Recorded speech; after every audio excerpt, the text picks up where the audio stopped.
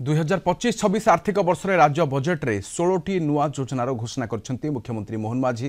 राज्यर गरीब परिवार झीओं विवाह पाई नुआ योजना मुख्यमंत्री कन्या विवाह योजना आरंभ हेबो। एथिपाई 12 कोटी व्यवराध होईछि। गरीब झीओं सामूहिक विवाहर समस्त खर्च राज्य सरकार बहन करिवे। मुख्यमंत्री संपूर्ण पुष्टि योजना पाई 526 कोटी व्यवराध होईछि। ओडिशा पुष्टि मिशन पाई प्रतिष्ठा पाई खर्च हेबो 100 कोटी टंका। अंगनवाड़ी को जाउथबा पिलांकु यूनिफॉर्म प्रदान कराजिबो। एथिपाई मालती देवी प्राक विद्यालय परिधान योजना आरंभ हेबो। एथिपाई 85 कोटी टंका व्यवराध होईछि। गंगाधर मेहर शिक्षा मानक वृद्धि योजना पाई खर्च हेबो 193 कोटी टंका। नवम श्रेणी पिलांकु मिलिबो मागणा साइकेल। प्रथमरु अष्टम श्रेणी पिलांक यूनिफॉर्म प्रदान पाई खर्च हेबो 194 कोटी टंका। राज्यर विभिन्न स्थान में विश्व दक्षता केन्द्र प्रतिष्ठा हेबो। एथिपाई 1180 कोटी व्यवराध होईछि।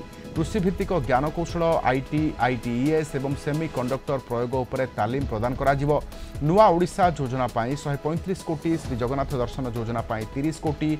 दक्षिण ओडिशा विकास परिषद पाई 200 कोटी। उत्तर ओडिशा विकास परिषद पाई 200 कोटी। अटल बस स्टाण्ड पाई 1266 कोटी व्यवराध होईछि। दारिद्र्य सीमारेखा तले रहुतबा गरीब परिवार को पक्का घर जगैबा पाई अंत्योदय गृह योजना नाम एक नूतन योजना आरंभ करा जायछि। एथिपाई मोट 7550 कोटी टंकार व्यय अनुमोदन करा जायछि। गरीब भक्तों मनस्कामना पूरण करबा पाई आमे एक नुआ योजना श्री जगन्नाथ दर्शन योजना आरंभ करने को जाउछु।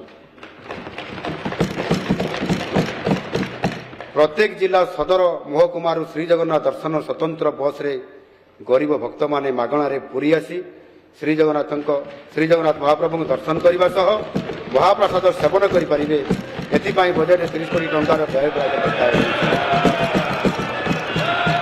सहर गुड़िक कठिन तरल एवं वर्ज्य जल परिचालन को उन्नत करने एक नूतन योजना स्वच्छ ओडिशा आरंभ करने को प्रस्ताव दूची।